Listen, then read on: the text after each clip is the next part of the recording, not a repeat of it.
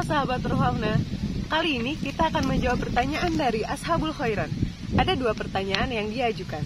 Yang pertama, sebelum melakukan rehabilitasi hutan yang rusak, apa saja yang harus dipertimbangkan, Pak? Lalu yang kedua, bagaimana cara dan pertimbangan apa yang harus dilakukan untuk mengkonservasi satwa yang di dalam hutan yang telah rusak?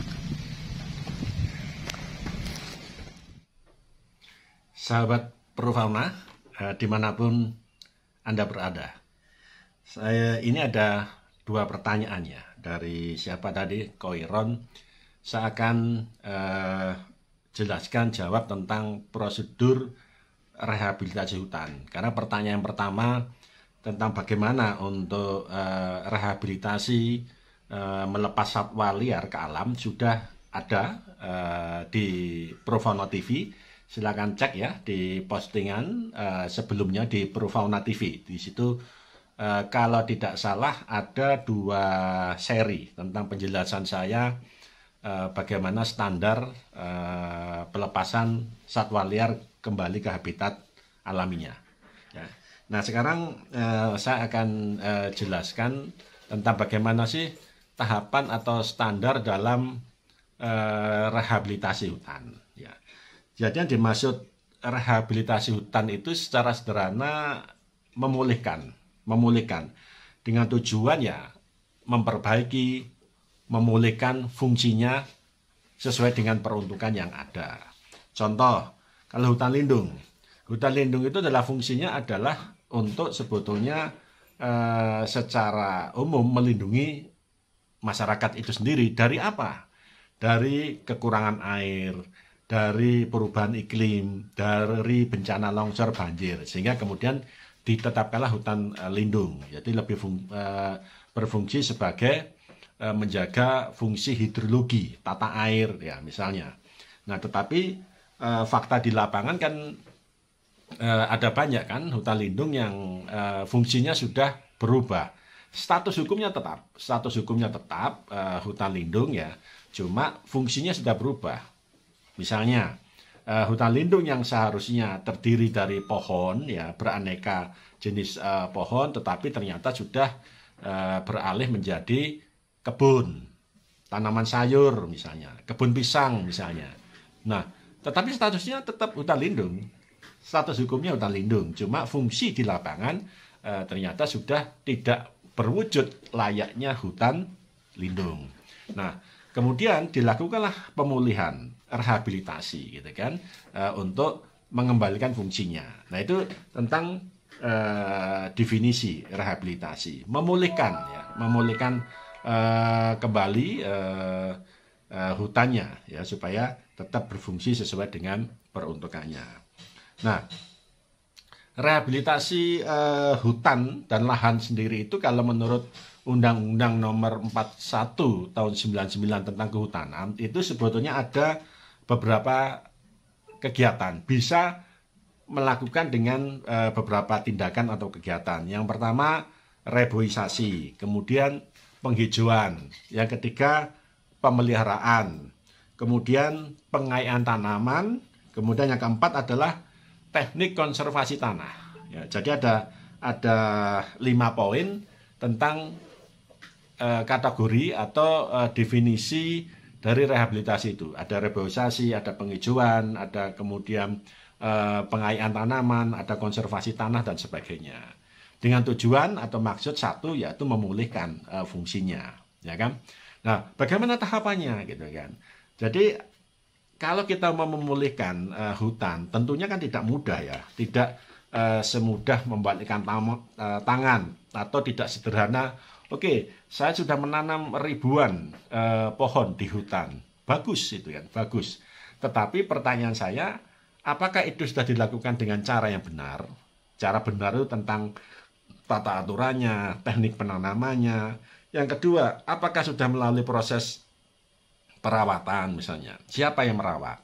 Karena jangan hanya menanam, jangan hanya menanam doang kan. Kan ada banyak nih seremoni-seremoni yang melakukan kegiatan penanaman pohon di hutan. Tetapi terbatas seremoni. Begitu yang ditanam sudah ditanam ditinggal, tidak ada upaya monitoring, tidak ada upaya pemantauan. Nah ini ya menjadi sia-sia, ya karena akan mati gitu ya. Terus yang kedua, ada banyak, bukan banyak lah, ada beberapa profauna menerima proposal. Ini dari kelompok mahasiswa, kelompok pemuda yang mengajukan kerjasama untuk reboisasi hutan atau penghijauan. Nah cuma sayangnya kemudian kami lihat waktu yang dipilih kurang tepat. Penanamannya itu dipilih pada waktu musim kemarau. Ya kalau misalnya di Jawa secara umum musim kemarau itu kan terjadi pada bulan April sampai Oktober secara umum ya, di luar tentang perubahan iklim, di luar fenomena-fenomena yang sudah tidak normal.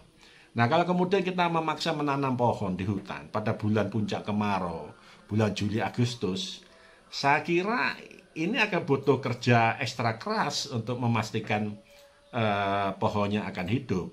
Sehingga yang terbaik tentunya adalah pada musim hujan, sehingga perawatannya akan menjadi lebih minim. Karena saya tidak yakin yang menanam mau menyirami pohon itu ketika musim kemarau kan.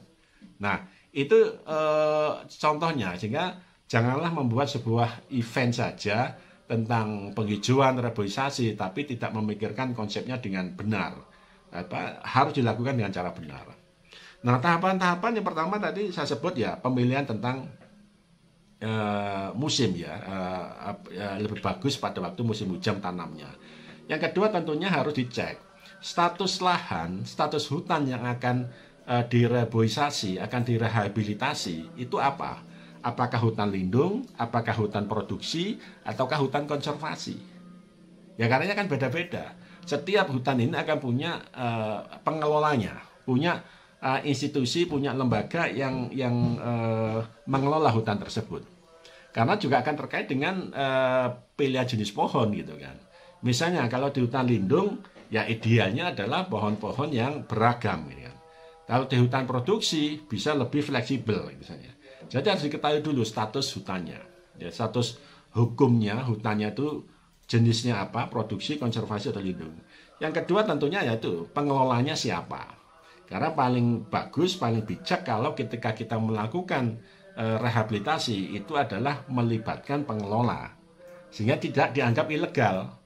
Ya karena maksud yang baik kalau tidak ngikutin prosedur aturan bisa juga jadi tidak bagus gitu kan. Kan baik nih saya ingin menanam, menghijaukan pohon. Ya tetapi harus diingat kan di hutan tersebut kawasannya punya siapa, pengelolanya siapa. Ya kula nuwun lah, kula nuwun koordinasi. Saya kira kalau tujuannya positif untuk reboisasi, untuk penghijauan atau untuk secara umum disebut rehabilitasi hutan, tidak ada alasan deh untuk tidak disetujui kan. Tinggal harus ada kolaborasi lah supaya jelas. Kenapa? Supaya jelas nanti mau ditanam di mana. Karena kan setiap pengelolaan hutan itu sudah ada petak-petaknya, sudah ada bloknya, ada zonasinya. Yang itu ada zona inti, zona pemanfaatan, zona rimba dan sebagainya. Ya, sehingga harus ditanam pada zona yang memang pas dan pada daerah atau petak yang memang diperuntukkan untuk rehabilitasi. Ya, ini harus dipahami. Kenapa pentingnya kita kula nuwun kita komunikasi dulu dengan pengelola hutan. Walaupun tujuannya memang baik untuk menanam pohon di hutan kan, tetapi tetap saya kira harus dilakukan dengan cara yang baik biar tidak salah paham. Nah, kemudian ketika kita sudah ketahui itu hutan jenisnya apa, pengelolaan siapa, kemudian akan dipetakan luasan wilayah untuk rehabilitasi berapa hektar. Nah, ini akan terkait dengan kebutuhan bibit pohonnya. Ya kan ketemu kan misalnya. Karena misalnya nanti jarak tanamnya berapa. Kalau di hutan lindung misalnya yang sering dipakai jarak tanam antara pohon satu pohon yang berikutnya itu 5 kali 5 meter misalnya. Nah, artinya kemudian dalam 1 hektar kita akan butuh berapa bibit pohon. Ya kan? Akan ketemu.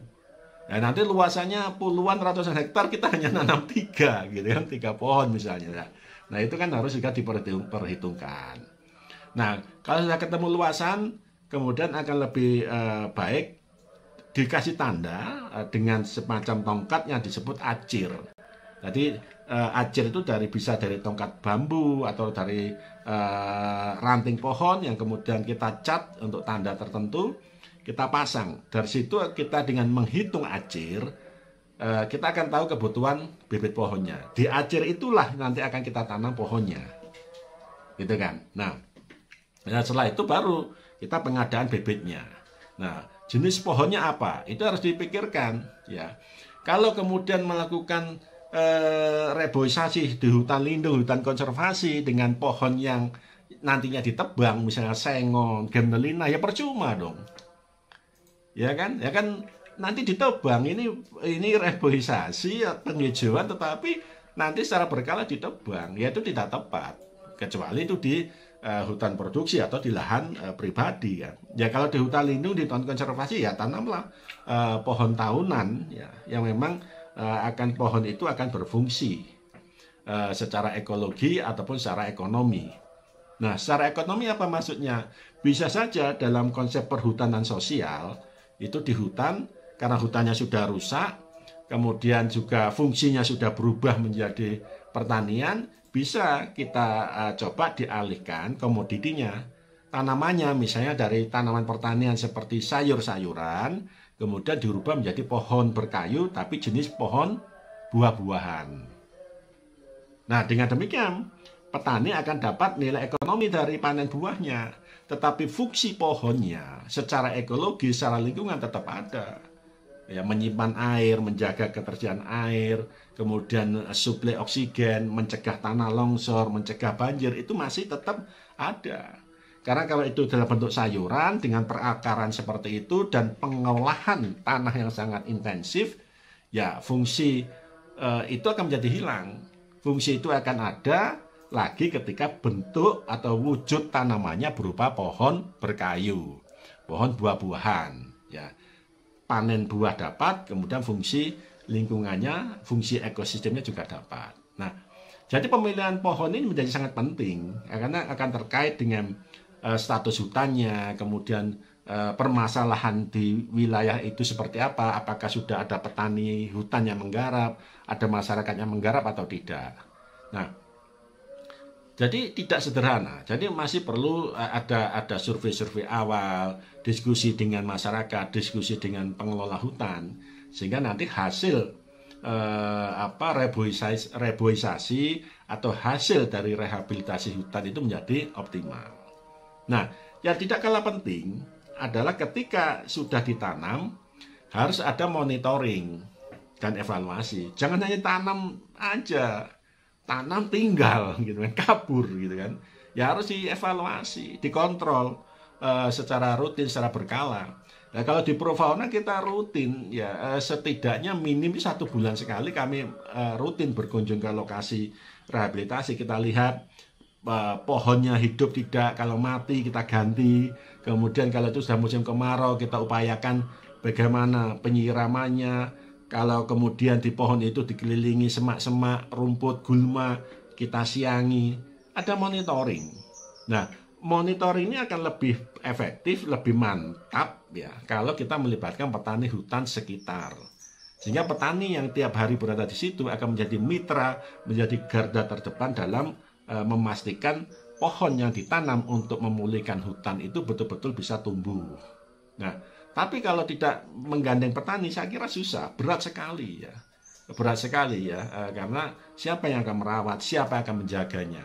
Nah, jadi jangan hanya menanam kemudian ditinggal, gitu kan? Nah, itu harus menanam, bertanggung jawab, dipastikan bahwa pohonnya benar-benar bisa tumbuh sampai pada jangka tertentu yang memang betul-betul pohon itu sudah sangat kuat, nyaman pada daerah tersebut sehingga bisa tumbuh terus.